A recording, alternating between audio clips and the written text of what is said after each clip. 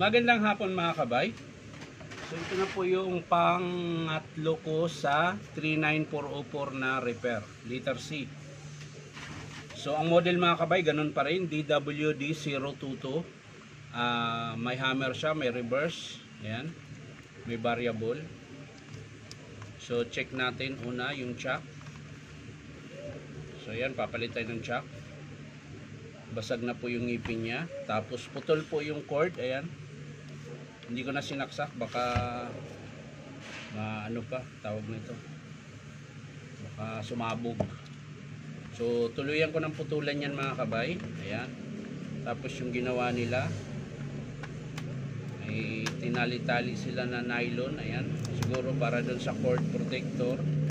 Wala na kasi siyang cord protector mga kabay, so ito na lang yung ginawa niya, ayan. Okay din naman mga kabay, di siya gagalaw, ayan.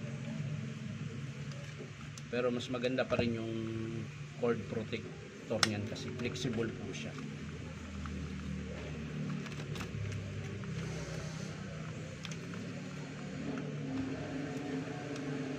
So mga kabay, tatanggalin lang natin yung tinali niya para mabuksan po siya natin. So hindi ko na siya ititester mga kabay.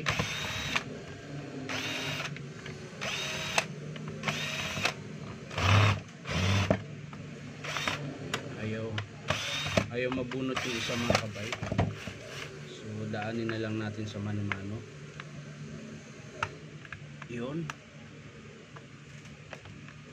ayaw, tigas yun,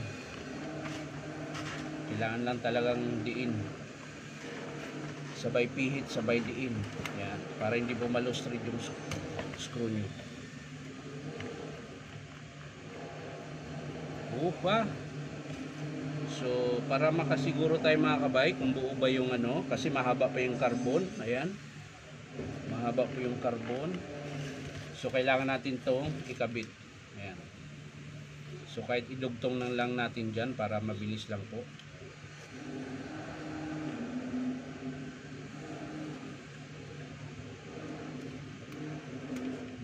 Punat ng original na ano, ayan, yung balat niya, napakatigas yung original na cord.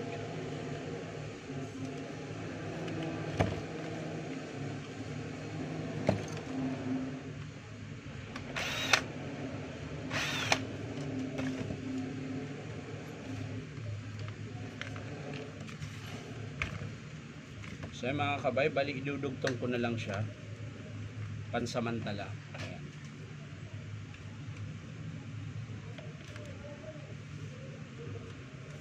Pansamantala.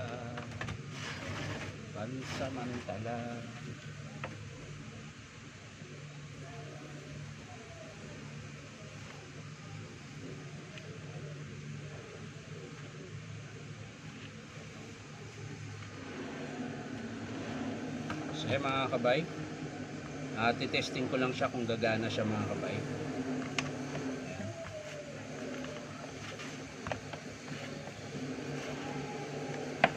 So yung mga kabay, titesting po natin. Sika lang, baka biglang magdikit.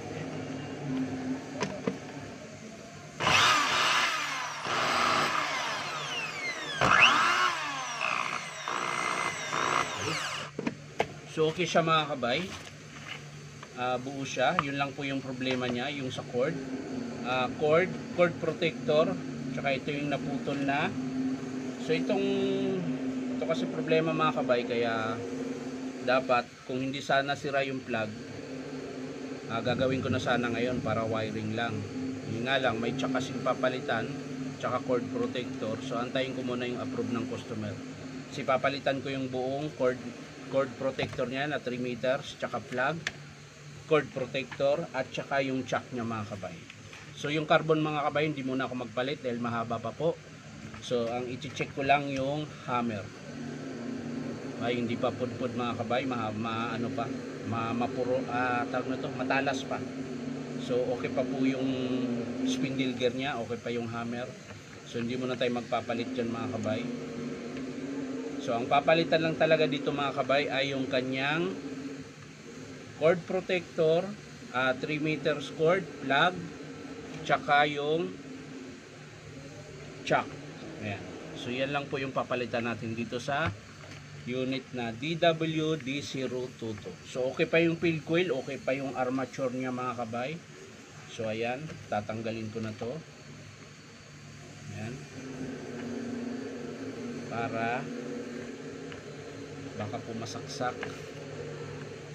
Ayan, sasara ko na lang. Ayusin ko yan mga kabay kapag in-approve ng customer. Ayusin natin yung wiring.